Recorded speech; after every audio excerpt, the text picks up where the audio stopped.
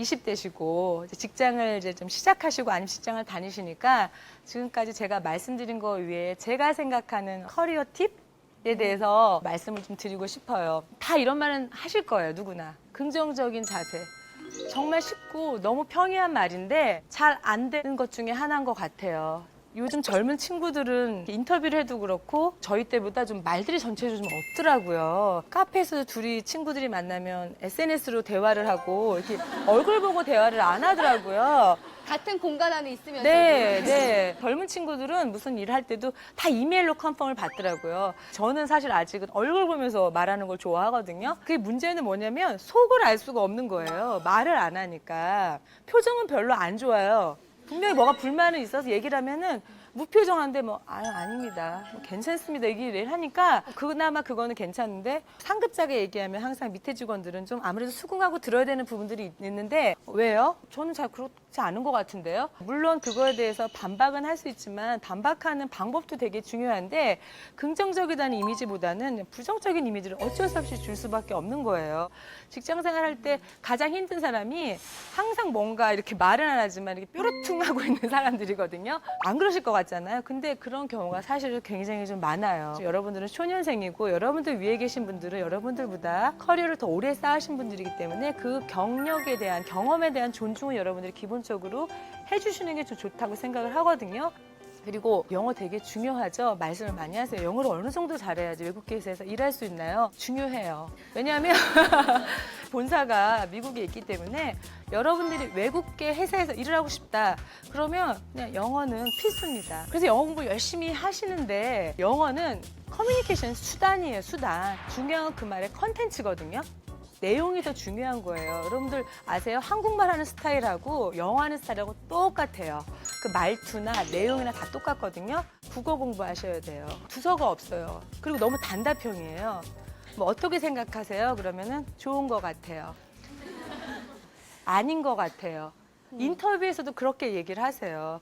여러분들이 항상 나는 어떤 말을 하고 싶은지 상사한테 어떻게 말을 하고 싶은지에 대해서 정말 좀 조리 있게 회사기 때문에 그쵸? 비즈니스를 얘기하는 거기 때문에 친구하게 얘기하듯이 그냥 이렇게 두서없이 얘기하는 거는 좀 아닌 것 같아요. 그리고 아무래도 윗사람은 어렵잖아요. 성격이 또 100% 항상 맞는 사람하고 일하는 건 아니잖아요. 그렇지만 회사기 때문에 일은 해야 돼요. 그쵸? 상사를 어떻게 잘 활용하느냐도 되게 중요한 것 같아요. 내가 좀 싫어하는 상사가 있으면 아무래도 좀 피하게 되고 대화 자체를 별로 안 하려고 하잖아요. 뭐 주면 알았다고, 하겠다고. 일단 대화를 단답형으로 빨리 끝내버리고 하려고 하는데 상사기 때문에 나에 대해서 가장 잘 아는 사람일 거고 그리고 나에 대해서 평가를 다른 사람에게 가장 많이 할 사람이에요. 그럼 그 사람이 나를 어떻게 생각하느냐가 여러분들의 커리어에 있어서 되게 중요해요. 내가 내 스스로 잘한다고 얘기하긴 그렇잖아요. 그렇지만 내 상사가 그 친구 일 굉장히 잘해. 그러면 그거는 확실한 보증 수표나 다름이 없거든요. 상사가 좋든 아니면 상사가 싫든 본인에 대해서 많이 물어보세요. 저 어때요? 이렇게 물어보는 거예요? 저 어때요? 저 오늘 어때요? 제가 아까 국어 능력 막연하게 물어보지 마시고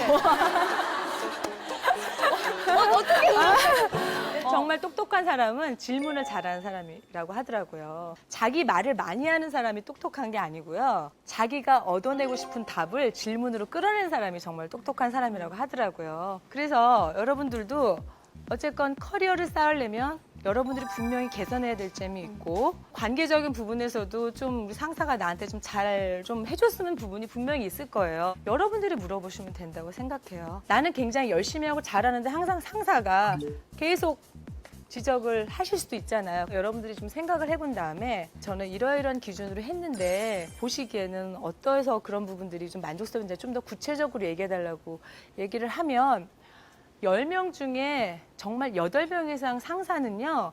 그런 질문을 받았을 때 그만큼 부담되는 질문이 없어요. 직원이 그렇게 자기 자신을 진지하게 고민하고 있다는 걸 질문하는 순간 약간 뭐라고 하지? 정말 대답을 잘해줘야 되겠다. 고민해봐요. 본인 스스로 하다 보면서 얘가 알고 보니까 되게 잘했는데 내가 괜히 얘한테 그랬네? 이런 걸 할 수도 있고요. 동시에 이런 부분들이 부족하니까 얘기를 해주면서 자기 자신에 대해서 고민을 많이 하는군. 기특한 자식 이렇게 생각할 수 있는 거고 그러면서 정말 나와 상사만의 공동의식 같은 게 좀 생길 수 있다고 저는 좀 생각을 하거든요. 그래서 상사를 어려운 존재, 부담되는 존재 그렇게 생각하지 마시고요. 내 편으로 만들려고 노력을 해보세요.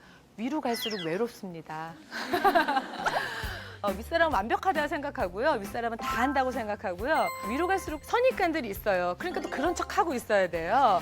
좀 심심할 때도 사실은 있는데 맨날 바쁘시죠? 막 이러니까 이번 주는 좀 안 바쁘다. 뭐 그렇지 뭐. 근데 그럴 때 어떤 직원이 들어와서 본인에 대한 고민을 얘기하고 어떻게 될지 모르겠어 하면 저는 그 직원 너무 예쁠 것 같아요. 그럼 진짜로. 카메라 보고 한번 네. 질문 좀 해달라고 직원들한테. 네. 얘들아 질문 좀 해라. 그리고 들은 대로 행동도 해주고.